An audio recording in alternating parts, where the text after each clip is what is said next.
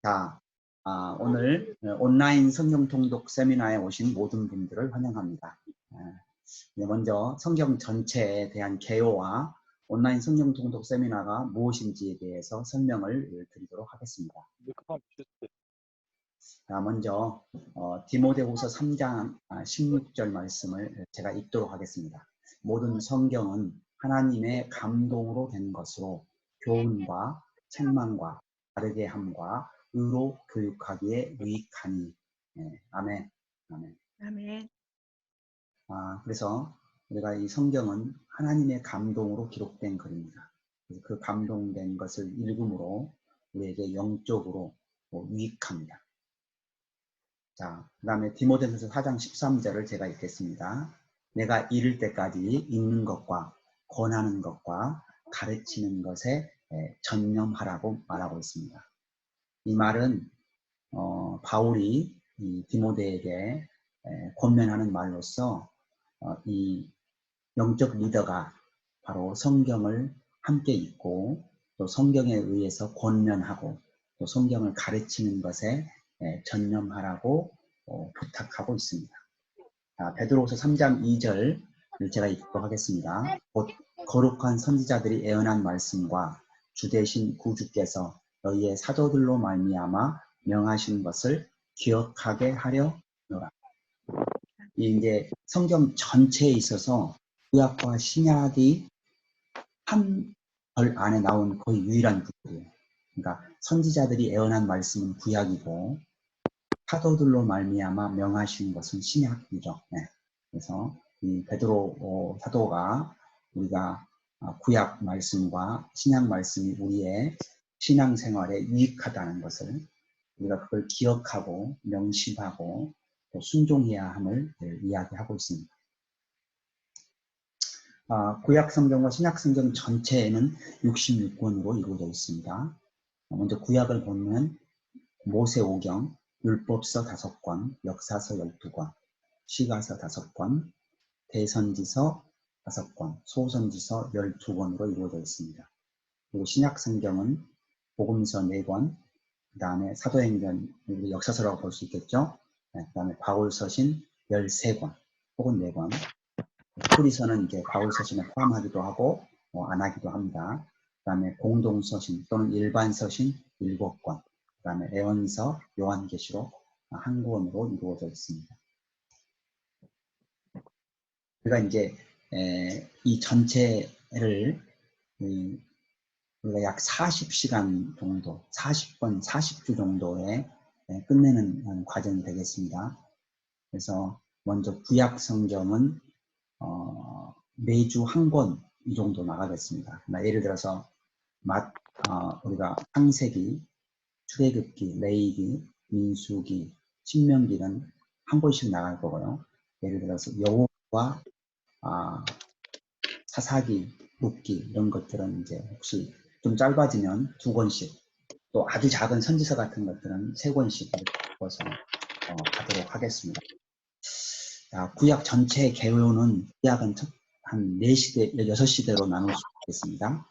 창조시대, 족장시대, 모세시대, 사사시대, 왕정시대, 포로시대.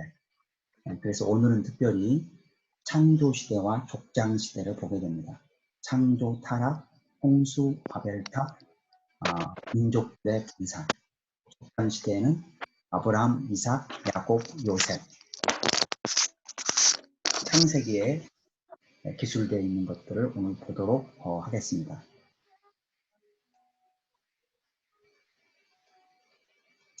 자, 우리가 지금 하고 있는 것을 우리가 성경 통독 세미나라고 합니다. 이 성경 통독 세미나가 어떤 특징을 가지고 있고 일반 세미나와 무엇이 다른지를 조금 정리를 해보도록 하겠습니다.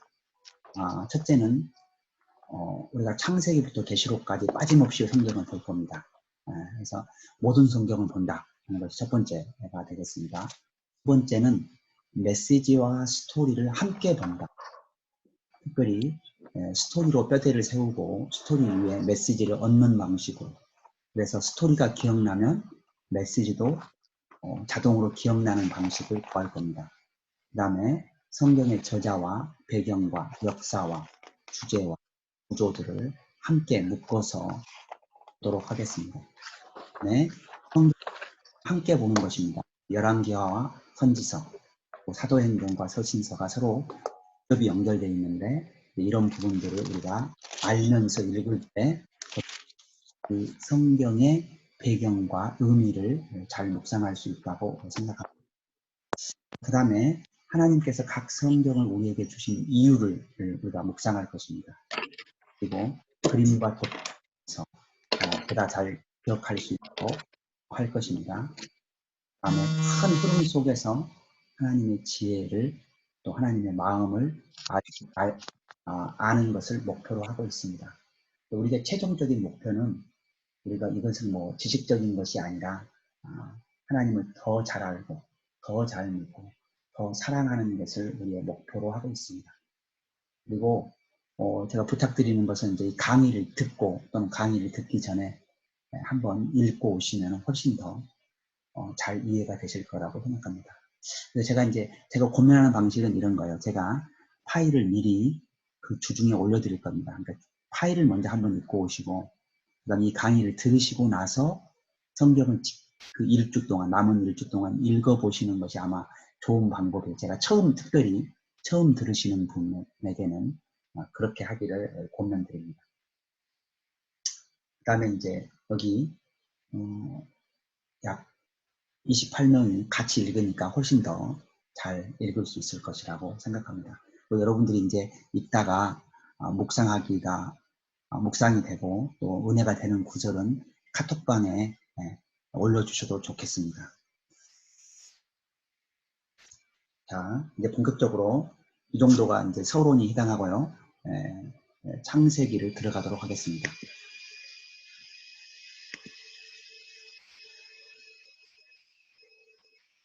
창세기. 영어로는 Genesis죠. 시작이라는 뜻입니다. 우리가 이제 이 창세기에 쓰여진 연대를 모세가 활동했던 연대고 출애굽하던 연대로 보고 있습니다. 모세가 활동했던 시기는 지금으로부터 약 3,500년 전이 되겠습니다. 핵심어는 창조, 타락, 심판, 언약과 같은 것들입니다. 그래서 내용 제가 읽어드리면 하나님의 창조, 인간의 타락, 민족의 분산, 하나님의 선택, 이스라엘 12지파의 생성에 대한 이야기를 기록하고 있습니다. 크게 두 부분으로 나눠지는데 앞부분 원역사는 1장부터 11장까지 그 다음 12장부터 50장까지는 족장시대, 믿음의 조상들의 이야기를 다루고 있습니다. 이 창세기에는 여러 가지 것들의 기원이 다루어지고 있는데요.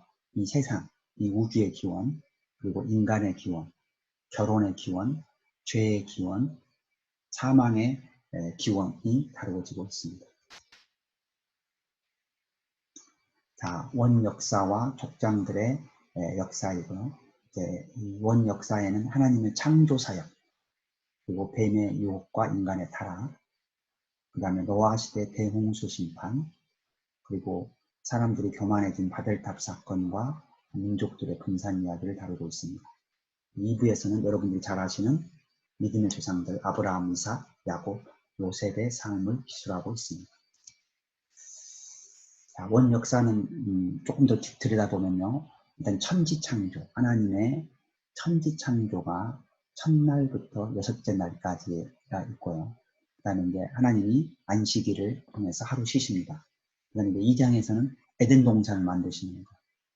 그 다음에 3장에서는 타락의 역사를 보여주고 있고 4장은 가인과 아벨 이야기, 그 다음에 6장부터 9장까지는 노아의 홍수 이야기, 그 다음에 11장은 바벨탑과 민족들의 분산 이야기를 보여주고 있습니다. 이제 우리가 이 성경 통독 세미나에서 하는 방식은 뭐냐면 큰 그림으로 보고 그 다음에는 점점 더 자세하게 보는 방식을 취합니다. 자, 1장을 이렇게 표로 보여주면 이렇습니다. 자, 1장은 첫째 선언으로 시작합니다. 선언. 태초에 하나님이 천지를 창조하시니라. 저는 믿기 전에 이걸 읽고 나서 아주 놀랐어요. 무슨 저는 과학자니까 혹시 뭐가 좀 언급이 있을까 그랬는데 태초에 하나님이 천지를 창조하니라. 선언으로 시작하고 있어요. 그래서 이걸 믿는다는 것은 은혜가 아니면 불가능한 거죠. 그래서 여러분들 다 여기 은혜 받은 자임을 항상 기억하시기를 바랍니다. 그 다음에 이제 이 첫째 날부터 여섯째 날까지를 우리가 어떻게 이해할 것인가가 이제 고민하는데, 사실은 감사로 읽으시면 됩니다. 뭐요? 하나님은 우리에게 빛을 주셨습니다. 여러분, 빛이 없는 세상을 한번 생각해 보십시오. 하나님은 우리에게 물을 주셨어요. 그리고 하늘을 주셨어요. 우리 물이 없으면 생명이 살 수가 없죠. 또 공기가 없으면 우리가 호흡을 할 수가 없습니다. 그 다음에 셋째 날 모든 풀과 채소와 이런 것들, 우리 먹을 것들요. 온갖 종류의 맛있는 채소들을 우리에게 만들어 주셨어요. 그 다음에 넷째 날은 하늘의 장에 있는 여러 가지 것들을 만들어 주셨어요. 그리고 다섯째 날, 여섯째 날은 여러 날아다니는 또 육지의 생명체들을 만들어 주셨어요. 그리고 제일 마지막으로 하나님의 형상을 따라 형상을 닮아서 뭐요? 사람을 만드셨습니다. 그리고 이 지으신 모든 것을 보시에 뭐라고 하셨어요? 참 매우 좋았다고 말씀하셨습니다. 그리고 일곱째 날에 쉬셨어요. 왜 쉬셨을까요? 하나님은 꼭 쉬심이 필요하지 않잖아요. 하나님이나 우리 예수님을 보면은 항상 우리에게 본을 보이셨어요. 본. 우리도 6일쯤 일하고는 하루를 쉬어야 되는 거죠. 그렇죠? 네. 자, 다음으로 보겠습니다. 자, 1장 26절을 제가 한번 읽어보도록 하겠습니다. 하나님이 이르시되 우리의 형상을 따라 우리의 모양대로 우리가 사람을 만들고 그들로 바다의 물고기와 하늘의 새와 가축과 온 땅과 땅에 기는 모든 것을 다스리게 하자 하시고. 아멘. 여기 아주 놀랄만한 이 두 단어가 나오는 거야. 하나는 뭐냐면 하나님의 형상을 따라 우리를 만들었다. 사실은 하나님은 형상이 없으신 분이잖아요. 그러니까 육적인 형상이 없습니다. 그렇죠? 육이 아니시기 때문에 영이시니까. 그러니까 여기서 형상을 따라 만들었다는 것은요, 우리 영의 속성이 하나님의 영의 속성을 뭐예요? 담게 만들어졌다는 걸 알 수 있습니다. 그러면 하나님과 우리 인간의 차이점은 뭐냐? 우리는 뭐예요? 하나님은 육이 없지만 우리는 육이 있는 존재죠. 육이 있는 존재. 그리고 창세기 2장을 보면 하나님이 에덴 동산을 만드시고 그걸 경작하게 하시며 지키게 하셨어요. 그리고 또 모든 것의 이름도 짓게 하셨어요. 그래서 여기 보면 인간이 원래 그 창작의 능력이, 창조의 능력이 이런데 이미 하나님은 이미 우리에게 주신 거죠. 네. 자, 그 다음에 예수님이 주신 첫 번째, 하나님이 우리에게 주신 첫 번째 명령이 있습니다. 그게 뭐냐면은 생육하고 땅에 충만하라. 이 말이 여기 창세기만 보면 6번 나와요. 창세기. 사실은 우리가 현대 기독교인들이 잘 안 지키고 있는 것들 중에 하나죠. 그래서 하나님은 우리가 이 땅 안에서 하나님이 주신 복을 누리기를 원하시는 분입니다. 복을 누리기. 그래서 저는 그 선교사님들이나 이런 분들 보면 경제적으로 어려운 것 같은데 또 뭐 아이가 4명 심지어 5명, 6명 있으면 굉장히 부럽잖아요. 역시 여러분 혹시 부러우십니까? 별로 안 부러우십니까? 제가 약간 좀 재밌게 해드리도록 하겠습니다. 이제부터 좀 너무 지루하지 않도록. 사실은 우리가 다 옛날 어른들이 그랬잖아요. 자기가 먹을 것들을 다 타고 태어난다 그랬죠. 우리가 하나님 모든 사람도 그렇게 말을 했어요. 근데 정말 그런 것 같습니다. 그리고 자, 창세기 2장 7절을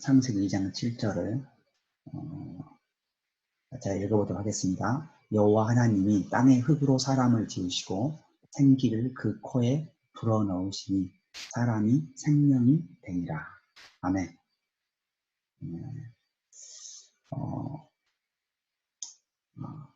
인간이 뭐로 이루어졌냐면 영과 육으로 이루어졌다는 것을 보여주는 구절입니다. 그렇죠. 땅은 흙은 뭐를 상징합니까? 육을 상징합니다. 그렇죠?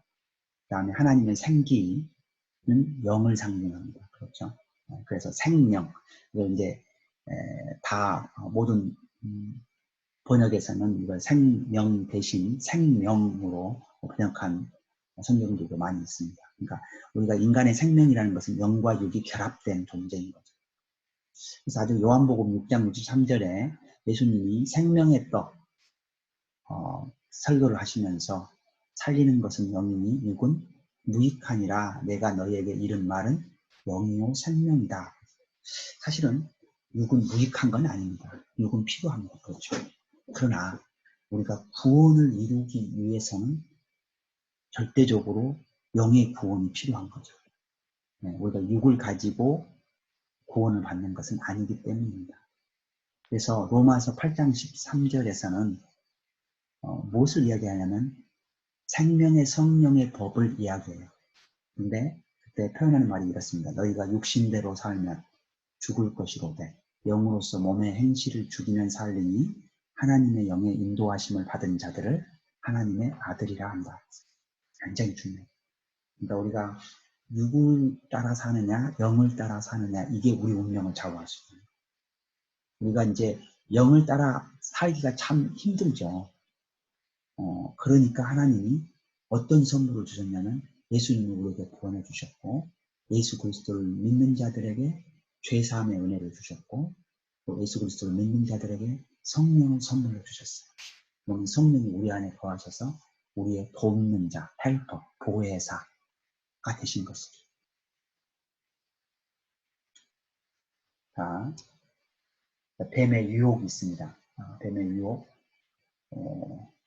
3장 1절에서 5절을 우리가 여러분들 제가 읽을 때 같이 한번 속으로 따라서 읽어주시면 좋을 것 같아요. 자, 같이 읽도록 하겠습니다. 시작. 그런데 뱀은 여호와 하나님이 지으신 들짐승 중에 가장 강교하니라. 뱀이 여자에게 물어 이르되 하나님이 참으로 너희에게 동산 모든 나무의 열매를 먹지 말라 하시더냐. 여자가 뱀에게 말하되 동산 나무의 열매를 우리가 먹을 수 있으나 동산 중앙에 있는 나무의 열매는 하나님의 말씀에 너희는 먹지도 말고 만지지도 말라. 너희가 죽을까 하노라 하셨느니라. 뱀이 여자에게 이르되 너희가 결코 죽지 아니하리라. 너희가 그것을 먹는 날에는 너희 눈이 밝아져 하나님과 같이 되어 선악을 알 줄 하나님이 아심이니라. 아멘. 아멘 소리가 안 들리니까 조금 재미가 없군요. 그렇죠? 여기 사단의 특성을 먼저 볼 수가 있습니다. 먼저 첫째, 강교합니다. 강교.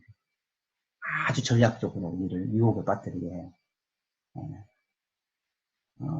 그 다음에 여기 보면은 두 번째는 하나님을 심하신 분으로 오해하게 합니다. 나무의 열매를 우리가 먹을 수 있으나 동산 중앙에 있는 나무의 열매는 하나님 말씀에 너희는 먹지도 말고 만지지도 말라. 너희가 죽을까 하노라. 굉장히 부정적인 형태로 사실은 뭐예요? 거의 모든 걸 먹으라고 했죠. 딱 하나 먹지 말라고 했어요. 그게 하나님과 우리의 딱 구별됨이죠. 구별됨. 여기서 이 눈이 밝아졌다. 그것을 먹는 날에는 눈이 밝아졌다. 그게 뭘까요? 저는 이제 이걸 쉽게 표현하면 이런 말 같습니다. 내가 이제 선악을 분별할 수 있다고 착각하게 된다는 뜻을 보여줍니다. 여러분 이제 우리가 뭔 싸움할 때 싸움의 논리는 뭐냐면 나는 옳은데 너 틀리다 이거죠. 그렇죠. 나는 선한데 너 악하다가 중요한 논리입니다. 그러나 그 논리가 맞을 때도 있지만 안 맞을 때도 태반이죠. 우리는 팔이 안으로 굽습니다. 그렇죠? 온전히 객관적이지 않아요. 그래서 얼마 정도로 우리가 구분 안 하기를 원하셨냐면 그래서 참 우리가 또 마태복음 7장 1절에서 3절 이하에는 뭐라고 말합니까? 판단하지 말라. 그렇죠. 판단하지. 남을 판단하지 마라. 너가 그 판단으로 또 판단을 당할 수 있다고 말을 하죠. 근데 하나님은 어느 정도로 판단하기를 원하지 않으셨냐면은 우리가 이 에덴 동산에서 아담과 이브가 있었는데 벌거벗고 있었어요. 근데 벌거벗고 있는지를 서로가 모를 정도로 부끄럽지 않게 생각할 정도로 판단하는 거예요. 근데 나중에 보면 알겠지만 선악과를 먹고 나서 어떻게 눈이 밝아졌잖아요. 그러고 나서 자기가 벗었다는 걸 알았어요. 그러니까 우리가 이 세상에서 너무 똑똑한 거 있죠. 막 소위 말하면 우리가 요즘 지적질이라 그랬죠. 지적질. 예, 판단을 너무 많이 하는 거 다른 사람.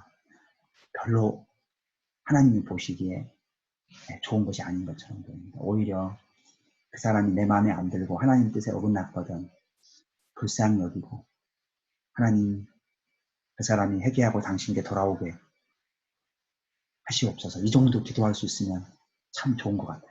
그래서 우리가 남을 판단하기보다 오히려 그 행위를 보면서 자기가 그 기준에 잘 합당하게 살고 있는가 자기를 회개하고 자기를 돌아볼 수 있는 그런 우리 되기를 소망합니다.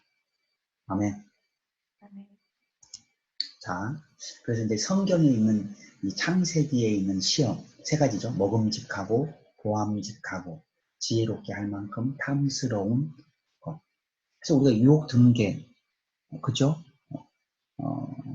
좀 더 먹고 싶은 거, 그부터가 유혹이죠. 우리가 살쪄서 건강이 안 좋아질지 아는데 그렇잖아요. 그렇죠? 참 우리는 그게 그래서 저는 우리가 때로 좀 제어가 필요하다고 생각해요. 자기 절제가.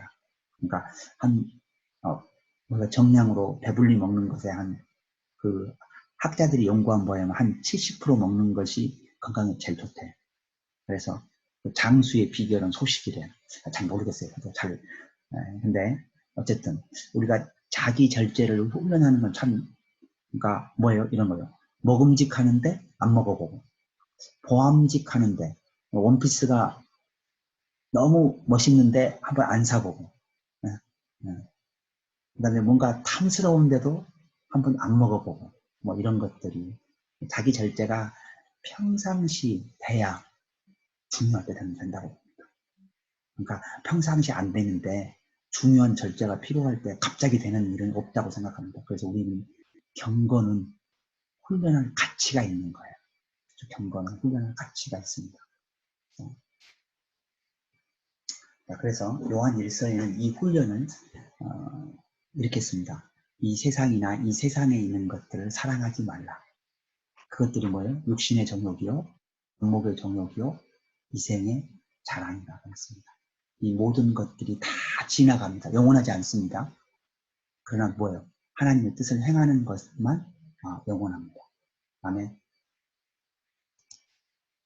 자, 이제 그 유혹의 시대를 지나서 그 하나님께서 이런 상황에도 불구하고 이 창세기 3장 15절에서 이런 약속을 우리 원시복음이라 그러죠. 제가 한번 읽겠습니다. 내가 너로 여자와 원수가 되게 하고 너의 후손도 여자의 후손과 원수가 되게 하리니 여자의 후손은 내 머리를 상하게 할 것이니라. 아멘. 여기서 이제 여자의 후손은 누구겠습니까? 단수죠. 예수 그리스도를 이야기합니다. 내 머리 뭐요? 사탄의 머리를 상하게 하는 것을 이미 창세기에서 약속하셨습니다. 놀라운 약속이죠. 그러니까 결국은 성경은 승리의 역사를 지금 기록하는 거예요. 물론 그 와중에 우리가 죄를 짓고 우상을 섬겨서 방황한 시간들이 있었고 결국 예수 그리스도가 올 수밖에 없었지만 예수님은 복음이 다 전해지고 나서 다시 또 오시는 거죠. 자, 창세기 4장 4절에서 5절을 읽도록 하겠습니다. 아벨은 자기도 양의 첫 새끼와 그 기름으로 드렸더니 여호와께서 아벨과 그의 제물은 받으셨으나 가인과 그의 제물은 받지 아니하신지라. 가인이 몹시 분하여 안색이 변하니. 아멘. 네. 여기서는 이해가 잘 안 되죠. 왜 아벨의 것은 받으셨고 가인 것은 받지 않았느냐. 근데 히브리서 11장 4절이 그걸 이야기해 줍니다. 믿음으로 아벨은 가인보다 더 나은 제사를 드렸다. 여러분, 여러분, 믿음으로 예배를 드리는 건 하나님이 받지만 믿음으로 안 드리면 안 받는다는 아주 놀라운 진리를 이야기하는. 그래서 우리가 예배를 드리기 전에 뭐를 체크하고 가봐야 돼요? 믿음을 체크하고 가봐야 돼요. 그래서 우리가 성경은 믿음이 없이 하나님을 기쁘시게 한다고 했습니까? 못한다고 했습니까? 못한다고 했습니다. 어디 있습니까? 히브리서 11장 6절에 있습니다. 뭐라고 하셨습니까? 믿음이 없이는 하나님을 기쁘시게 하지 못하나니 그가 살아계신 것과 그를 찾는 자들에게 상 주시는 이심을 믿어야 할지니라. 아멘. 우리는 두 가지 믿음이 있어야 합니다. 하나님의 존재론적 믿음, 하나님 어떤 상황 속에도 존재하신다는 존재론적 믿음과 두 번째는 내가 그에게 말씀과 기도와 예배를 통해서 그에게 다가갈 때 그분은 뭐예요? 상 주시는 이심을 우리가 알아야 합니다. 아멘. 그래서 상을 많이 받아야 돼요. 평상시에. 그게 뭐예요? 하나님을 경험하는 겁니다. 하나님을 경험해야 우리 믿음이 자라고 우리의 은혜가 자라고 그래서 하나님께 헌신할 수 있는 뭐예요? 힘과 능력과 인내와 사랑을 가질 수 있게 됩니다. 아멘. 아멘. 자, 창세기 4장 7절 같이 읽겠습니다. 시작. 내가 선을 행하면 어찌 낯을 들지 못하겠느냐. 선을 행하지 아니하면 죄가 문에 엎드려 있느니라. 죄가 너를 원하나 너는 죄를 다스릴지니라. 아멘. 이 아주 귀한 구절입니다. 여러분, 우리는 욕심의 욕망이 죄 덩어리예요. 그렇죠? 조금만 놔두면 죄를 짓고 싶어 해요. 그래서 죄를 안 짓는 방법은 저는 그렇게 생각합니다. 선을 열심히 행합니다. 죄를 안 지으려면 악한 습관. 우리가 죄를 짓는 것은 습관 때문에 그래요. 우리가 막 은혜 받으면 결단하고 그래도 다시 또 죄 짓잖아요. 그거는 뭐냐? 잘못된 습관. 잘못된 만남이 아니고 잘못된 습관입니다. 잘못된 습관을 가지고 있는 거죠. 근데 그 잘못된 습관을 버리는 훈련을 해야 되는데 그 버리는 훈련의 핵심은 뭐냐면 선한 일을 행하는 거예요. 선한 일은 뭡니까? 열심히 말씀 읽고 열심히 기도하고 열심히 예배하고 진정으로 영과 진리로 예배하고 이웃 사랑하고 복음을 때를 얻든지 보든지 전하는 거예요. 그거를 기도를 통해 하루 중에 어떻게 살 것인가를 일정을 잡고 일정대로 아침에는 뭐예요? 하루 일과를 위해서, 하루 일정을 위해서 기도하고, 토요일이나 일요일에는 일주일의 일과를 위해서 기도하고, 또 1년 1월 1일이나 이럴 때는 1년의 스케줄을 위해서 기도하고, 그래서 우리가 기도 제목이라는 것이 내 성취가 아니고 하나님의 일정에 내가 편입되는 하나님의 인도하심에 내가 그 하나님의 그 역사에 은혜에 구원의 그 강물이 있을 거 아닙니까? 그 강물에 내가 합류하는, 그래서 그 조류에 내가 따라 헤엄치는 것, 그것이 바로 우리가 사역이 아닌가, 그렇게 생각이 듭니다. 자, 이제 이 아벨이 죽고 나서 셋 계열에서 족보가 시작됩니다. 에노스, 게난, 마할랄렐, 야렙, 에노, 무드셀라, 라멕, 노아 이렇게 진행되죠. 이제 여러분 이제 많이 들어본 이름이 에노, 무드셀라는 또 오래 살아서 조금 기억할 거고 노아는 아마 노아의 관계 때문에 아마 다 기억하실 겁니다. 그래서 이 에녹에게 창세기 5장 24절은 이렇게 말합니다. 에녹이 하나님과 동행하더니 하나님의 그를 데려가심으로 세상에 있지 아니하였더라. 아멘. 자, 창세기 6장 2절에서 3절을 읽도록 하겠습니다. 하나님의 아들들이 사람의 딸들의 아름다움을 보고 자기들이 좋아하는 모든 여자를 아내로 삼는지라.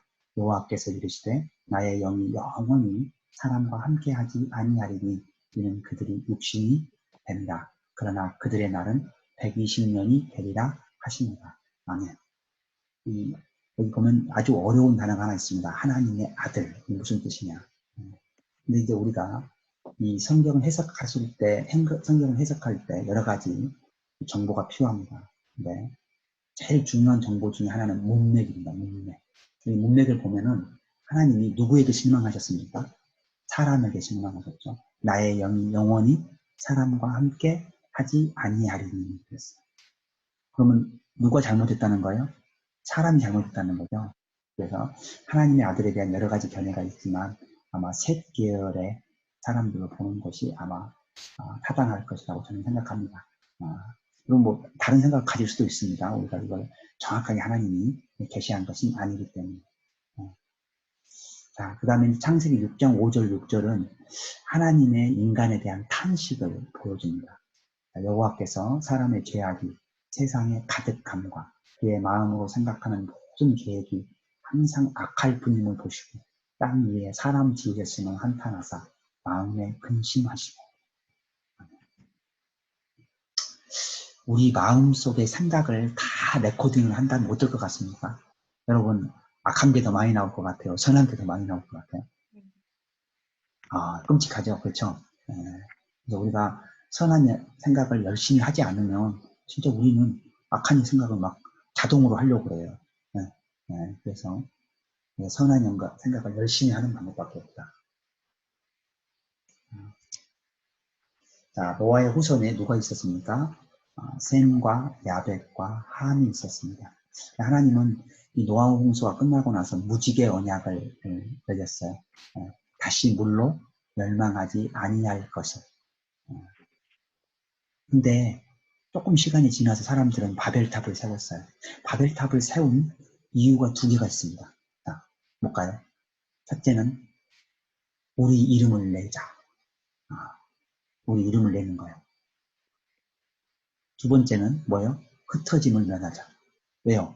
높이 쌓으면 하나님이 홍수를 다시 안 일으킨다고 했는데 홍수를 생각한 거예요. 그러면은 높이 탑을 쌓으면 위에 있는 사람, 위에 올라가 있으면 어때요? 홍수가 일어나도 안 죽을 거라고 생각한 거죠. 그래서 이제 하나님이 이 생각이 악한 것을 아시고 사람들을 흩으셨어요. 그 다음에 이제 하나님이 이제 이 대화가 되는, 하나님과 대화가 되는 사람을 한 명 선택을 합니다. 그 사람이 아브라함입니다. 아브라함. 그렇죠? 그 다음에 아브라함에서 이삭에서 야곱으로. 야곱의 나중에 이름이 바뀌었죠. 이스라엘로. 그리고 이스라엘의 12명의 아들들. 이제 애굽에서 생활이 이루어지게 됩니다. 자, 아브라함은 어떤 사람이었나요? 아브라함은 우리 믿음의 조상이라고 부르죠. 아브라함의 닉네임이 그렇죠? 믿음의 조상. 그리고 믿음과 순종의 사람입니다. 일단은 제일 중요한 것은 하나님의 음성을 들었다는 거예요. 사실 그걸 안 들었으면 뭐 아무 일도 못하죠. 하나님의 음성을 들을 수 있는 사람, 들을 귀가 있는 자. 지금 여러분 들을 귀가 있는 건 너무 중요한 거죠. 그래서 그 요한복음 10장 26절 27절에 보면은 내 양은 내 음성을 듣고 그래. 내 양은 내 음성을 듣고 내 양은 예수님을 믿는 사람이에요. 예수님 믿는 사람은 일단 음성을 들을 줄 알아야죠. 그렇죠? 그 다음에 그는 축복의 통로되는 사람이었습니다. 세 번째는 양보하는 사람이에요. 여러분 어디 가서 욕심 너무 챙기지 마세요. 양보하는. 그래서 주는 것이 받는 것보다 뭐예요? 복이 있다 그래서 주님께서 우리 사도행전 20장에서 말씀하셨죠. 그 다음에 최초의 11조를 바친 사람, 하나님을 인정하는 거죠. 그리고 어느 날 아직 이삭은 태어나지도 않았는데 밤하늘을 보여주면서 너 후손이 이렇게 많을 거라 그랬어요. 근데 이걸 믿은 거예요. 대단한 믿음이죠. 여러분 우리는 아브라함이 있으니까 조금 더 잘 믿을 수 있죠. 왜냐하면 이미 경험한 사람이 있으니까. 근데 처음 하나님이 그렇게 말했는데 그걸 믿은 거예요. 그랬더니 하나님이 그 믿음을 의롭다고 하셨습니다. 그리고 그 의로움의 표징으로 할례를 받게 해요. 이 아브라함은 이 소돔을 위해서 이 자기 조카 롯이 사는 그 소돔을 위해서 중보합니다. 그 다음에 하나님이 이삭을 바치라 그래요. 이삭을 번제로 드립니다. 그 마음을 하나님이 다 받으셨어요. 그래서 이제 제가 이 로마서 4장의 예를 따라서 이 이야기가 어떻게 진행된 것인지를 지금 보여주고 있습니다. 부르심이 처음이고 언약을 맺습니다. 언약을 믿습니다. 그걸 의로 여깁니다. 그 다음에 할례를 받습니다. 그리고 할례 받은 사람들에게 뭐요? 율법을 주십니다. 자, 그러니까 율법을 지켜서 의롭다 여김을 받은 게 아니고 대신 하나님을 믿음으로 의롭다 여기고 의롭다 여긴 백성들이 삶의 기준으로서 율법을 주실 것이죠. 자, 12장 1절에서 3절 읽겠습니다. 여호와께서 아브라함에게 이르시되 너는 너의 고향과 친척과 아버지의 집을 떠나 내가 내게 보여줄 땅으로 가라. 내가 너로 큰 민족을 이루고 내게 복을 주어 내 이름을 창대하게 하리니 너는 복이 될지라. 너를 축복하는 자에게 내가 복을 내리고 너를 저주하는 자에게는 내가 저주하리니 땅의 모든 족속이 너로 말미암아 복을 얻을 것이라 하신지라. 여기 몇 가지 적용을 좀 해보겠습니다. 자, 첫 번째는 우리가 복을 받으려면 하나님이 보내시는 곳으로 떠나가야 합니다. 보내시는 곳으로 가야 합니다. 그렇죠? 네. 두 번째는 우리가 복의 통로가 돼야 합니다. 그렇죠? 우리가 전도하고 우리가 이웃사랑을 통해서 실천함으로써 우리 복의 통로가. 그래서 여러분 적용을 해보면요. 여러분이 하나님 나라의 하나님의 사람을 위해서 축복하고 기도하면 그 복이 여러분에게 임합니다. 그렇죠? 너를 축복하는 자에게는 내가 복을 내리고. 그러니까 여러분 하나님의 사람들을 위해서 기도 많이 해주세요. 그냥 나하고 친한 사람을 위해서 기도도 해야 되겠죠. 모든 사람을 위해서 기도하라 그랬으니까. 근데 기도의 1순위가 뭐냐면은 하나님의 나라와 하나님의 사람들을 위해서 기도해 주세요. 그러면 그 복이 여러분에게 임할 겁니다. 그리고 하나님의 사람들을 비판하고 저주하는 것은 극히 조심해야 돼요. 왜 그래요? 여기 아브라함을 저주하는 사람은 내가 저주할 거라고 그랬어요. 그러니까 특별히 하나님의 사람들을 판단하고 저주할 때는 극히 조심해야 되는 거죠. 오히려 중보하는 게 좋아요. 혹시 그 사람이 미끄러졌으면 하나님 거기서 회복되게 도와주시옵소서. 심지어 이제 우리가 하나님이, 그러니까 사울같이 악한 사람, 사울 무지하게 악했잖아요. 다윗을 여러 번 죽일 정도로 악했어요.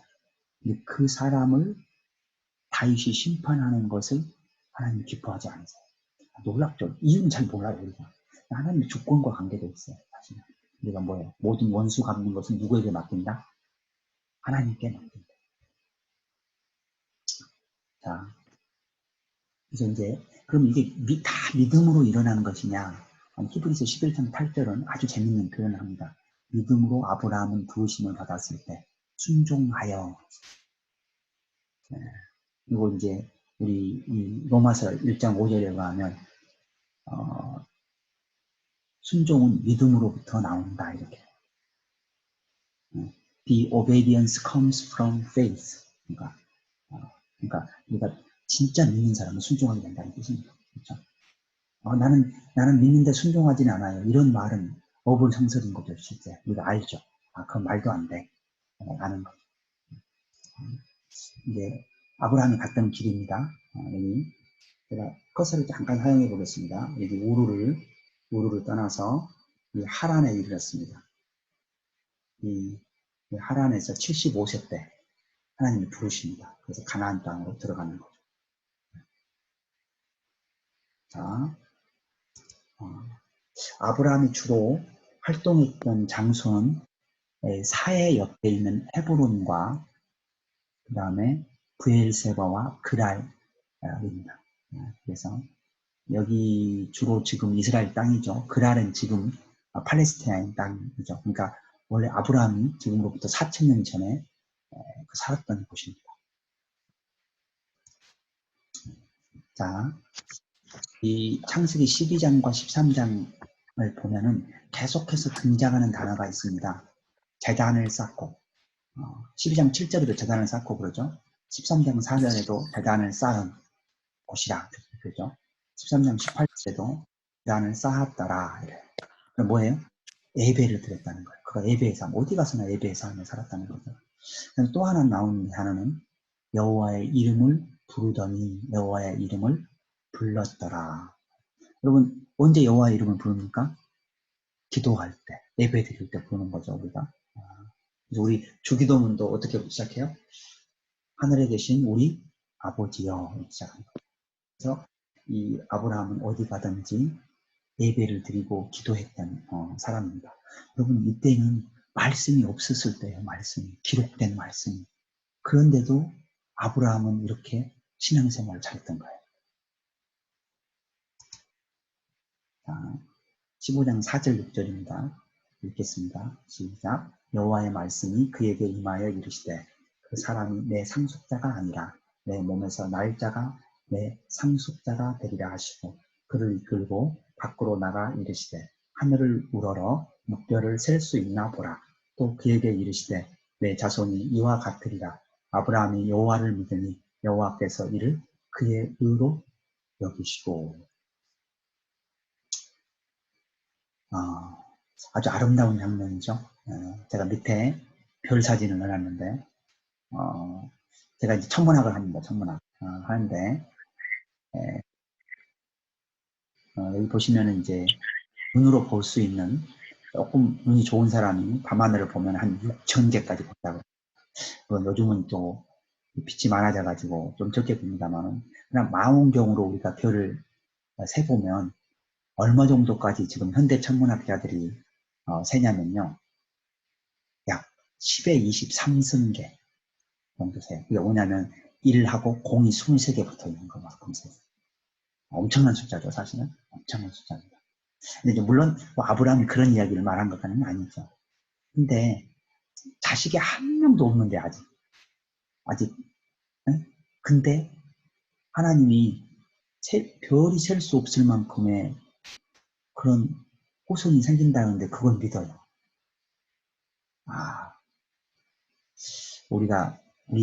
우리에게 하나님이 담대한 믿음을 부어주시도록 우리가 기도하기를 소망합니다. 아멘. 자, 이 15장 하반부에 보면 아주 재밌는 구절이 있습니다. 이삭이 태어나지도 않고 야곱이 태어나지도 않고 요셉이 태어나지도 않는 시기에 너희가 400년 동안 뭐요? 이방에 가서 객이 될 것이라는 이야기를 하나님이 하세요. 하나님은 뭐예요? 과거의 하나님이고 현재의 하나님이고 미래의 하나님인 거죠. 우리의 과거와 현재와 미래를 다 아시는 분이에요. 그러니까 그런 분께 의지해야 우리의 인생이 형통하지 않겠습니까? 아멘. 이제 아브라함의 이름이 뭐로 바뀝니까? 아브라함으로 바뀝니다. 아브라함으로. 이 아브라함의 이름의 뜻은 아버지는 높여지셨다예요. 이 이름이 나쁘지는 않죠. 그렇죠? 우리가 아버지가 높아졌으니까. 근데 아브라함의 뜻은 여러 민족의 아버지. 너무 놀라운, 이건 이 축복의 이름 아닙니까? 그래서 우리도 아브라함처럼 축복의 통로 되기를 소망합니다. 아멘. 자, 사레도 사라로 바꿉니다. 사레는 나의 공주라는 뜻입니다. 나의 공주는 나쁜 뜻은 아니죠. 그렇죠? 우리가 이제 딸들을 이야기할 때 나의 공주 이런 말을 하죠. 그렇죠? 근데 사라는 뭐예요? 여러 민족의 어머니예요. 열국의 어머니. 이것도 너무 축복의 이름이죠. 그렇죠? 그래서 참 우리 자신이 축복의 통로 되려면 뭐를 어떻게 해야 되는 줄 알아요? 전도를 열심히 해야 돼요. 양육을 열심히 하고 이웃사랑을 열심히 해야 돼요. 그래야 우리를 통해서 믿음의 자녀들이, 믿는 자들이 많이 생기면 그게 바로 축복의 통로가 아닌가 생각이 됩니다. 아멘. 그래서 어제 아침하고 오늘 아침 제가 전도를 다니러 왔어요. 어디냐면 베트남 친구인데 베트남 친구 린린의 남자친구. 린린의 남자친구는 불교 배경에다가 전혀 교회에 가본 적도 별로 없는 그런 친구예요. 근데 어제도 한 3시간, 오늘도 한 2시간 정도 복음을 전했습니다. 많이 마음이 열렸어요. 그래서 계속해서 성경도 읽고 또 아마 복음도 들을 것 같습니다. 그래서 정말 우리가 이런 마음이 있어야 돼요. 저는 기회만 되면 복음을 전하고 싶습니다. 기회만 되면 양육을 하고 싶습니다. 기회만 되면 이웃을 사랑하고 싶습니다를 하나님께 계속 아뢰일 때 하나님께서 그 길을 열어주실 줄 믿습니다. 아멘. 자, 아브라함은 중보기도 합니다. 18장 26절에서 28절을 제가 읽겠습니다. 여호와께서 이르시되 내가 만일 소돔 성읍 가운데서 의인 50명을 찾으면 그들을 위하여 온 지역을 용서하리라. 아브라함이 대답하여 이르되 나는 티끌이나 재와 같사오나 감히 죽게 하려나이다. 의인 50 의인 중에 5명이 부족하다면 그 5명이 부족함으로 말미암아 온 성읍을 멸하시리이다. 이르시되 내가 거기서 45명을 찾으면 멸하지 아니하리라. 아멘. 우리가 여러분 기도할 때 어떻게 기도하시나요? 여러분 아브라함이 하나님의 보시라고 할 정도로 하나님과 친했던 사람이에요. 근데도 뭐라고 어떻게 해요? 지극히 낮추고 그냥 우리나 제가 같사오나 감히 죽지 않는 하나님 앞에 갈 때는 겸손하고 낮추는 것이 안전한 거죠. 제가 이제 예를 들면 누가복음 17장하고 18장에 보면은 겸손한 사람 2사람이 나와요. 한 사람은 내가 무익한 종이거나 내가 무익한 종이다거나 무익한 종 다만 할 일을 한 것뿐입니다. 이렇게 아래는 무익한 종이 하나 나오고 두 번째는 이 바리새인과 세리의 기도가 나와요. 근데 여러분 세리가 어떻게 기도하는지 아시죠? 감히 하나님의 얼굴을 쳐다보지 못하고 하나님께 기도를 드렸어요. 그랬더니 예수님이 뭐라고 했어요? 세리가 바리새인보다 더 의롭다 함을 받았다 그랬어요. 그래서 우리 하나님 앞에는 이 아브라함과 같이 낮은 태도로 하나님 앞에 소망합니다. 아멘. 준비하시는 하나님입니다. 창세기 22장 12절에서 14절입니다. 이렇게 읽겠습니다. 사자가 이르시되 그 아이에게 내 손을 대지 말라.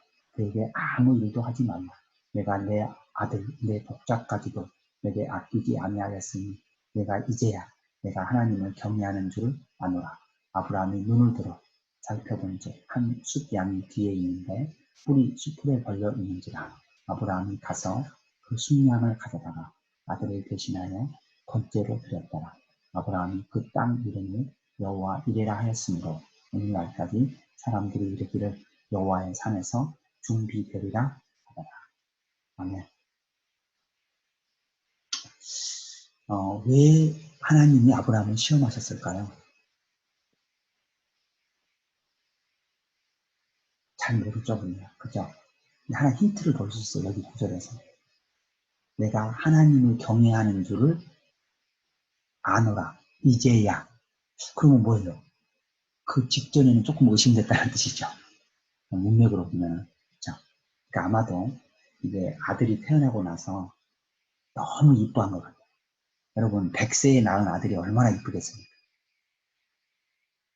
오래 기다리고 낳은 아들이니까 얼마나 이뻤겠어요. 여러분 자식도 하나님 이상으로 너무 이뻐하면 뭐가 될 수 있는 거예요? 시험의 대상이 될 수 있는 거죠. 그래서 여러분 이 세상에서는 하나님보다 더 사랑하고 하나님보다 더 우리가 붙드는 것이 없어야 해요. 여러분이 더 붙들면 그 사람은 여러분이 예를 들어서 자녀를 축복하고 싶으면 특히 붙들면 안 돼요. 여러분 그 붙드는 것이 시험이 됩니다. 오히려 하나님 안에서 그를 키우고 하나님을 사랑하도록 가르치고 하나님 안에서 이루어질 수 있도록 인도해야 합니다. 그래도 역시 아브라함은 뭐예요? 하나님을 경외함으로 하나님의 말씀에 순종했습니다. 그래서 뭐요? 하나님이 준비하신 여호와 이레, 그 순양을 경험했어요. 여호와 이레. 여러분 이제 하나님 일을 열심히 하다 보면 이거 하나님이 준비하셨네? 이렇게 경험할 때가 있습니다. 그런 것들 우리가 믿음으로 경험하시기를 소망합니다. 아멘. 자, 여러분 그또 아무리 하나님의 명령이지만 자기 사랑하는 독자 이삭을 어떻게 칼로 했을까요? 찔르려고 했을까요? 그것의 답을 보여주는 것이 히브리서 11장 19절입니다. 그가 하나님이 능히 이삭을 죽은 자 가운데서 다시 살리실 줄로 생각한지라. 이게 바로 부활의 신앙이죠. 그렇죠? 네, 네. 왜냐하면 봐봐요. 이 세상을 창조하신 분, 무에서 유를 창조하신 분이 어찌 죽은 자를 살리지 못하시겠어요? 예수님도 나사로를 통해서 이미 보여주셨잖아요. 그래서 또 하나 인상적인 거는 역대하 3장 1절에서 보여주는데 바로 이 모리아 산이 예루살렘 성전의 건축 자리입니다. 그러니까 이 아브라함의 믿음의 기초 위에 솔로몬 성전이 세워진 거예요. 이삭은 어떤 사람입니까? 화평과 양보의 사람입니다. 화평과 양보의 사람입니다. 그래서 일단 이삭이 번제로 드려지고요. 그 다음에 우물을 보는데 뭐예요? 싸우지 않습니다. 여러분 어디 가서 싸우지 마십시오. 양보하세요. 저 사람이 욕심을 부리거든. 우리 마태복음 5장에 절대로 오리를 가자 하면 십리를 가고 그렇게 하죠. 그렇죠? 싸우지 마십시오. 왜냐하면 왜 그래요? 생명이 소유보다 중요하기 때문입니다. 뭐가 중요한지 알아야 돼. 막 그런 데다가 하나님의 공이 말하면 안 돼. 하나님의 공. 우리가 다를 때는 막 의로운 척 안 하다가 자기 막 소유하고 관계되거나 자기 이익하고 관계되면 막 의로운 거 내세우는 사람들 우리가 가끔 그럴 때가 있죠. 네. 네. 왜냐하면 그때 의로운 것이 아닙니다. 네. 우리가 하나님의 의는 오히려 진정한 사랑을 통해서 용서를 통해서 또 기도를 통해서 또 복음을 통해서 의로움이 성취되는 거예요. 네. 물론 우리가 때로는 이 악한 법들을 고치기 위해서 같이 협력하고 이런 것도 필요하죠. 그러나 특별히 개인 간의 싸움에 있어서 개인 간의 싸움에서 뭐 유산 싸움이라든지 유산 상속이라든지 개인의 이익을 위해서 막 소송을 하거나 이런 것은 하나님 전혀 기뻐하는 것이 아닙니다. 자, 그 다음에 야곱을 하나님 축복합니다. 얼마나 축복해요? 100배의 수확을 거두도록 축복해요. 여러분 봐보세요. 우리가 개인 간의 관계에 대해서 관계 속에서 손해를 봤어요. 그럼 그 손해를 누가 보고 계세요? 하나님이 보고 계시다. 너무 억울해하지 마세요. 여러분이 중심이 있으면 하나님이 다 갚아주세요. 그리고 그는 또 묵상하는 사람이고 예배하는 사람이었습니다. 이삭도 자기 아버지를 따라서 헤브론과 브엘세바와 그랄에서 주로 활동을 합니다.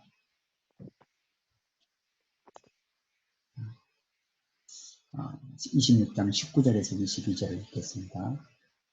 이삭의 종들이 골짜기를 파서 샘 군원을 얻었더니 그랄 목자들이 이삭의 목자와 다투어 이르되 이 물은 우리의 것이라 하며 이삭이 그 다툼으로 말미암아 그 우물 이름을 에색이라 하였으며 또 다른 우물을 팠더니 그들이 또 다툼으로 그 이름을 신나라 하였으며 이삭이 거기서 옮겨 다른 우물을 팠더니 그들이 다투지 아니하였으므로 그 이름을 르호봇이라 하여 이르되 이제는 여호와께서 우리를 위하여 넓게 하셨으니 이 땅에서 우리가 번성하리로다 하였더라.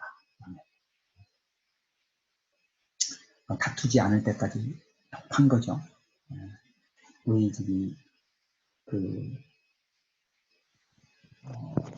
아예 그 문호 톨스토이가 쓴 바보 이반 이야기라는 게 있어요.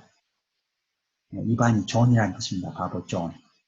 이반이 바보 이반 이야기가 또 이삭을 모델로 아마 쓴 것 같아요. 이삭은. 한번 읽어보십시오. 많이 읽으시면.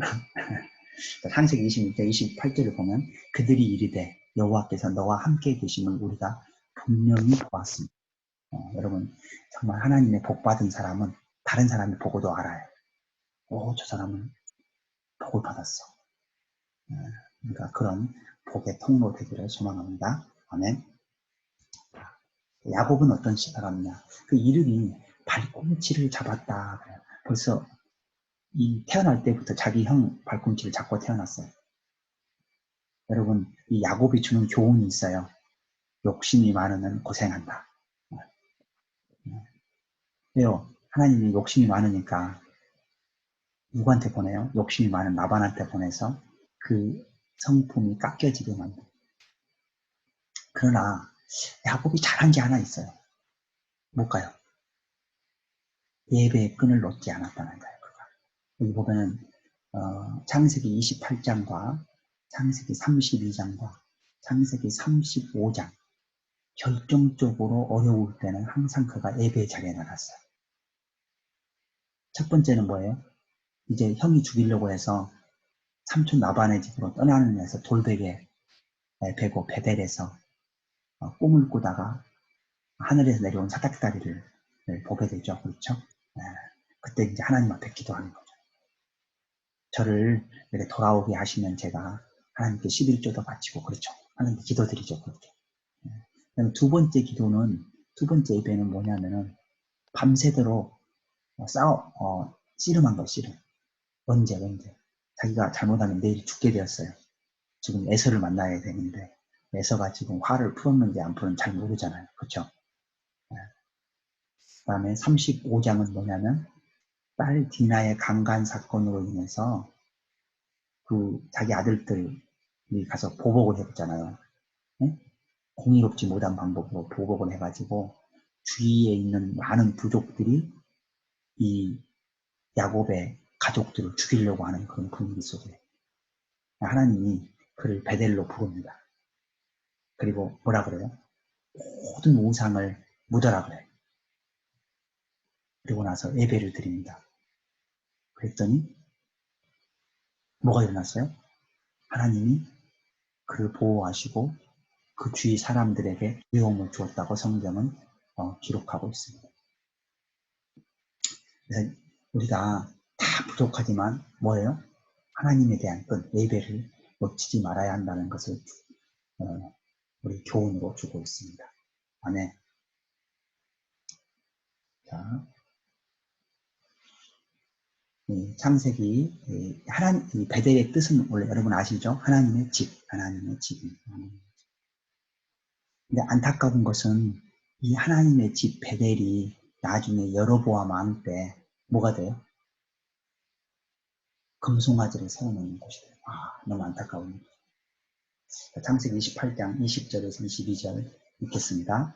야곱이 서원하여 이르되 하나님이 나와 함께 계셔서 내가 가는 이 길에서 나를 지키시고 먹을 떡과 입을 옷을 주시어 내가 평안히 아버지 집으로 돌아가게 하시오면 여호와께서 나의 하나님이 되실 것이요 내가 기둥으로 세운 이 돌이 하나님의 집이 될 것이요 하나님께서 내게 주신 모든 것에서 10분의 1을 내가 반드시 하나님께 드리겠나이다 하였더라.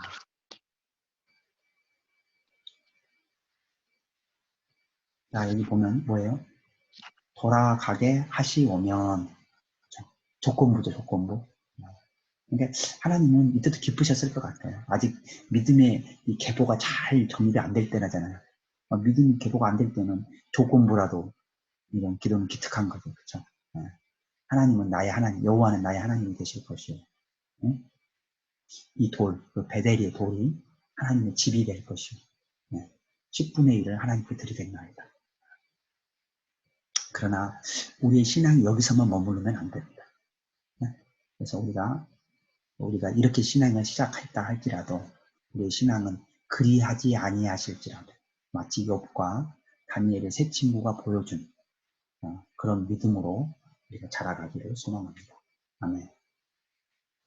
자, 35장 1절 2절입니다. 시작. 하나님이 야곱에게 이르시되 일어나 베델로 올라가서 거기 거주하며 내가 내 형 에서의 낯을 피하여 도망하던 때 내게 나타났던 하나님께 거기서 제단을 쌓아라 하신지라. 야곱이 이에 자기 집안 사람과 자기와 함께한 모든 자에게 이르되 너희 중에 있는 이방 신상들을 버리고 자신을 정결하게 하고 너희들의 의복을 바꾸어 입으라. 그들이 자기 손에 있는 모든 이방 신상들과 자기 귀에 있는 귀고리들을 야곱에게 주는지라. 야곱이 그것들을 세겜 근처 상수리 나무 아래에 놓고 그들이 떠났으나 하나님이 그 사는 고기로 크게 두려워하게 하셨으므로 야곱의 아들들을 추격하는 자가 없었다. 야곱과 그와 함께한 모든 사람이 가나안 땅 루스 곧 베델에 이르고 그가 거기서 제단을 쌓았고. 아멘. 아멘. 그리고 우상을 버리고 하나님의 관계가 회복되는 하나님이 보호하시는 것을 보여주는 아주 좋은 예화입니다. 그래서 여러분들도 뭔가가 두려울 때, 또 여러분이 뭔가 어려울 때 먼저 여러분에게 있는 우상을 버리시고 하나님의 관계를 회복하십시오. 하나님은 여러분을 지키실 거고 하나님은 여러분을 인도하실 것입니다. 아멘. 자, 이 야곱은 생각보다 여러 군데를 돌아다녔어요. 하란으로 도망갔죠. 하란으로 도망갔고 다시 돌아오고 그런 여러 과정들을 겪었습니다. 자, 이제 이 야곱에게서 12아들이 태어납니다. 야곱에게서 12아들이 태어납니다. 그리고 딸 디나까지 합하면 13명이죠. 그리고 이제 보통 우리가 12지파라고 부릅니다. 그렇죠? 그래서 근데 이제 그 땅을 분배할 때는 우리가 여호수아서에서 땅을 분배할 때는 A는 하는 하나님의 기업을 갖기 때문에 빠지고 대신 이 요셉이 에브라임과 므낫세 두 아들이 한 지파씩 얻습니다. 아니. 왜? 왜? 다 먹어. 자, 그 다음에 요셉은 자, 여호와가 더하시기를 바란다. 이런 뜻입니다. 왜 이렇게 됐어요? 원래 요셉 동생에 누구나 태어났어요? 베냐민이 태어나서 이렇게 된 거죠. 자, 이 요셉은 자기 아버지 어머니한테 사랑을 많이 받았죠. 여러분 사랑 많이 받는 건 중요해요. 많이 받아야 사랑을 줄 줄도 알고.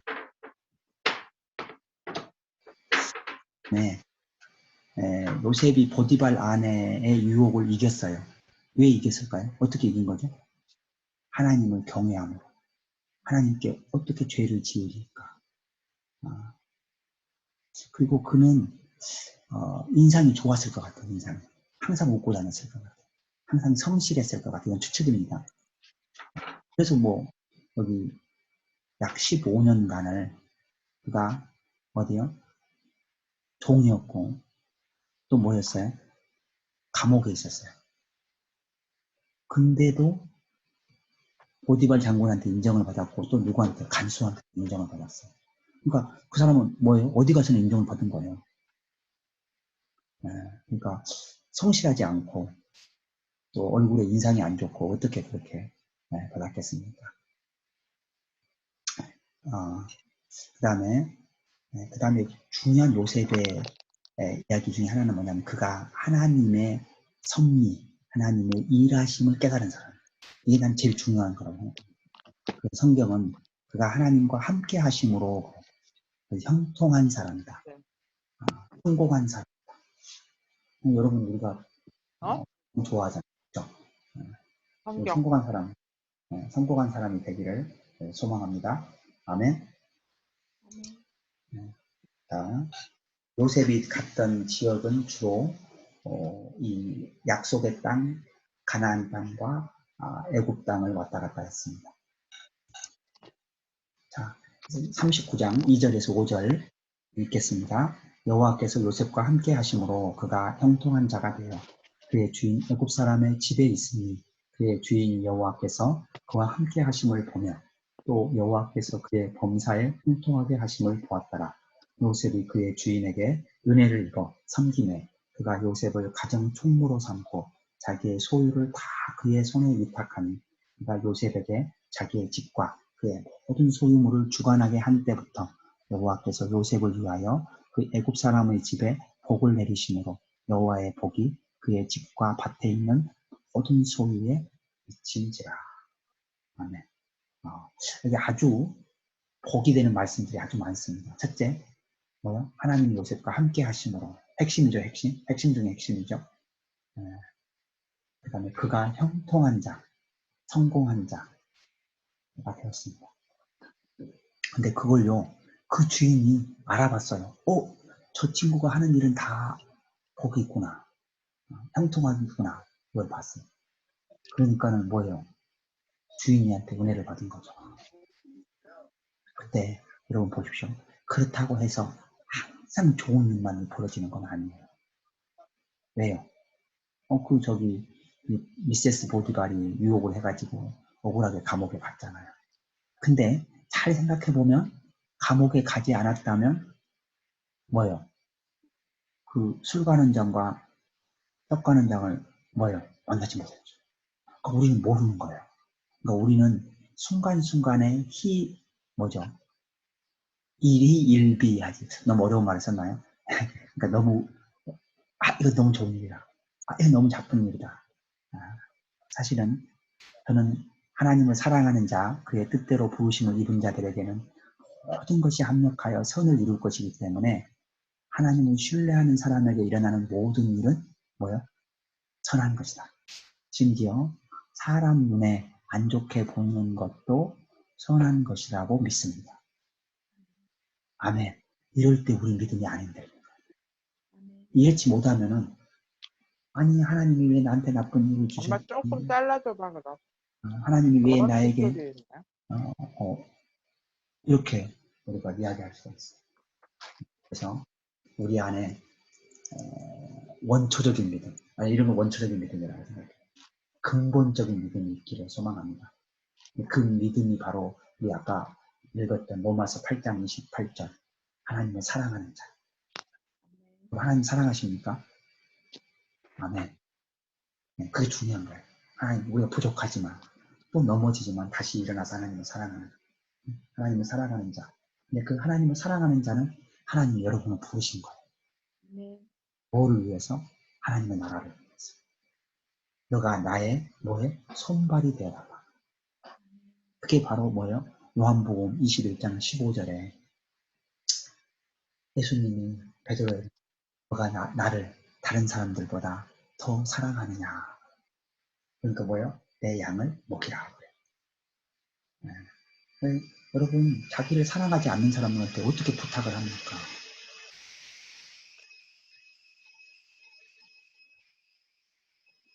여러분 사랑하는 사람한테 부탁할 수 있는 거예요.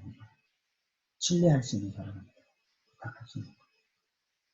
그래서 우리가 하나님이 우리한테 일을 맡겨주시는 것이 너무나 감사하고 너무나 은혜인 거죠. 그래서 바울 사도도 그렇게 번역한 거죠. 내가 나를 내가 이렇게 수고를 많이 했는데 그 수고를 많이 한 그 모든 것은 뭐예요? 뭐 때문에? 하나님의 은혜라고 고백하고 있습니다. 자, 이 44장하고 45장을 보면 하나님의 섭리를 위한 요셉 이야기를 다루고 있습니다. 아마 이때만 해도 요셉이 형들을 용서 안 하고 싶었나 봐요. 왜요? 자기를 괘씸하잖아요. 자기 죽이려고. 근데 이제 베냐민도 죽일 것 같으니까 베냐민을 몰래 빼돌리려고 모함을 해가지고 감옥에 넣으려고 했어요. 그랬더니 유다가 나서서 내가 대신하여 머물러 주의 종이 되겠나이다 이렇게 한 거죠. 그때 갑자기 이 요셉의 마음속에 울컥했습니다. 그리고 나서 형제들에게 자기 신분을 밝히고 아주 놀라운 고백을 합니다. 45장 5절에서 8절입니다. 제가 읽겠습니다. 당신들이 나를 이곳에 팔았다고 해서 근심하지 마소서. 한탄하지 마소서. 하나님이 생명을 구원하시려고 나를 당신들보다 먼저 보내셨나이다. 이 땅에 2년 동안 흉년이 들었으나 아직 5년은 가까이도 못하고 수수도 못할지라. 하나님이 큰 구원으로 당신들의 생명을 보존하고 당신들의 후손을 세상에 두시려고 나를 당신들보다 먼저 보내셨나니 그런즉 나를 이리로 보낸 이는 당신들이 아니요 하나님이시라. 하나님이 나를 바로에게 아버지로 삼으시고 그 온 집의 주로 삼으시며 애굽 온 땅의 통치자로 삼으셨나이다. 아멘. 예를 들면 요셉의 일생을 만약 예수님께 비유하면은 그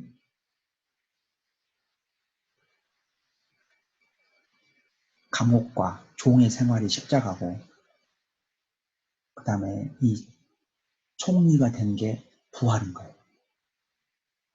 근데 뭐예요? No cross, no crown이죠. 십자가가 없으면 어떻게 돼? 부활도 없는 거죠. 네. 근데 우리는 이제 눈에 보기에 십자가를 안 지려고 그러는 거예요. 네, 싫거든요. 우리 육이 싫은 거예요. 근데 정말 기도해 보면 영으로 기도해 보시면 하나님이 그 감당한 능력과 은혜를 부어주실 수 있습니다. 여러분 우리 닥친 것을 피하지 마세요. 어려운 것들이 피하기보다는 하나님 이 상황 속에서도 하나님의 뜻을 발견하고 내가 이 상황을 오히려 구원의 도구로 이웃사랑의 통로로 사용하도록 힘 주시고 능력을 부어주시옵소서. 그리고 용서하는 능력, 굉장히 큰 능력이죠. 그 용서하는 능력이 있었기 때문에 예수님이 십자가 지셨죠. 우리 같은 죄인은 우리가 아직 죄인 됐을 때 로마서 5장은 그렇게 말해요. 우리가 아직 죄인들 우리를 위하여 십자가를 지셔서 하나님의 사랑을 우리한테 확증하셨다고 고백하고 있습니다. 그래서 우리가 땅에서 풀면 하늘에서도 뭐라 그랬어요? 풀릴 거죠. 근데 땅에서 내버리면 하늘에서 내버린다고 했어요. 그래서 이 하나님의 섭리 속에는 뭐예요? 당신들의 생명을 보존하고 당신들의 후손을 세상에 두시려고 나를 당신들보다 먼저 보내셨나이다. 아멘. 그러니까 뭐예요? 이 요셉의 입장에서는 이렇게 태어난 것이죠. 자, 근데 조심할 건 있어요. 뭐야? 형들도 잘한 건 아니에요. 만약 형들이 악한 짓을 안 했으면 다른 경우로 요셉이 애굽에 왔을 수도 있어요. 그러니까 이제 형들이 잘못한 것은 잘못한 거죠.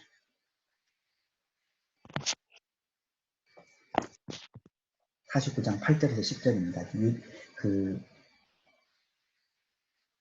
우리 야곱이 마지막 죽기 전에 믿음으로 기도합니다. 유다야 너는 내 형제의 찬송이 될지라. 내 손이 내 원수의 목을 잡을 것이요 내 아버지의 아들들이 내 앞에 절하리로다. 유다는 사자 새끼로다. 내 아들아 너는 움킨 것을 찢고 올라갔도다. 그가 엎드리고 웅크림이 수사자 같고 암사자 같으니 누가 그를 범할 수 있으랴. 주가 유다를 떠나지 아니하며 통치자의 지팡이가 그 발 사이에서 떠나지 아니하기를 실로가 오시기까지 이르리니 그에게 모든 백성이 복종하리로다. 아주 흥미로운 예언입니다. 유다에서 통치가 끝나지 않을 것이다. 바로 어떻게 해요? 유다의 후손에서 다윗이 태어나고 솔로몬, 히스기야, 요시야, 시드기야 그래서 어디까지 연결돼요? 그리스도까지 연결되는 역사가 있습니다. 자, 마지막 50장에 보면 18절에서 20절 읽겠습니다. 그의 형들이 또 친히 와서 요셉의 앞에 엎드려 이르되 우리는 당신의 종들입니다. 요셉이 그들에게 이르되 두려워하지 마소서. 내가 하나님을 대신하리까? 당신들은 나를 해하려 하였으나 하나님은 그것을 선으로 바꾸사 오늘과 같이 많은 백성의 생명을 구원하게 하시려 하셨나니. 네, 아멘. 이제 이 야곱이 죽으니까 형들이 요셉 앞에 와서 엎드렸어요. 왜? 아마 아버지가 계실 때는 아버지가 방패막이가 되줄 수도 있는데 이제 혹시 또 요셉이 보복할지도 모르잖아요. 그래서 맞춘 거죠. 당신의 종들입니다. 그랬더니 아주 중요한 고백 두 개를 해요. 첫째는 내가 하나님을 대신하니까. 뭐예요? 원수를 갚는 것은 하나님을 대신하는 거예요. 그래서 우리한테는 원수를 갚을 뭐가 없어요? 권리가 없어요. 왜요? 우리의 주인이 누구예요? 하나님. 예수 그리스도를 영접한 사람들. 그래서 우리의 원수 갚는 것은 하나님께 있다. 두 번째는 뭐냐면 당신들은 나를 해하려 하였으나 하나님은 그것을 선으로 바꾸사. 요거는 아까 45장에 나온 이야기하고 일맥상통하죠. 그리고 로마서 8장 28절하고도 일맥상통합니다. 하나님을 사랑하는 자, 그의 뜻대로 부르심을 입은 자들에게는 모든 것이 합력하여 선을 이룰 것이다. 약속하는 하나님의 약속이죠. 그래서 우리가 이 어떤 상황 속에서도 하나님의 주권과 섭리를 이해하고 따르는 그런 지혜와 은혜가 있기를 소망합니다. 아멘. 아멘. 네, 창세기 하나님 한번 같이 따라 읽으시면 좋을 것 같아요. 시작. 창조의 하나님, 생육하고 번성하라 명하시는 하나님, 타락을 마음 아파하시는 하나님, 동행하기를 원하시는 하나님, 의인을 남기시는 하나님, 교만을 매우 싫어하시는 하나님, 축복하시는 하나님, 믿음을 의롭다고 하시는 하나님, 중보기도를 기뻐하시는 하나님, 순종, 양보, 예배를 기뻐하시는 하나님, 형통하게 하시는 하나님, 손으로 바꾸시는 하나님. 아멘. 자, 기도하시겠습니다. 하나님 감사합니다. 하나님 감사합니다. 주님 오늘 우리 온라인으로지만 함께 창세기를 살펴보았습니다.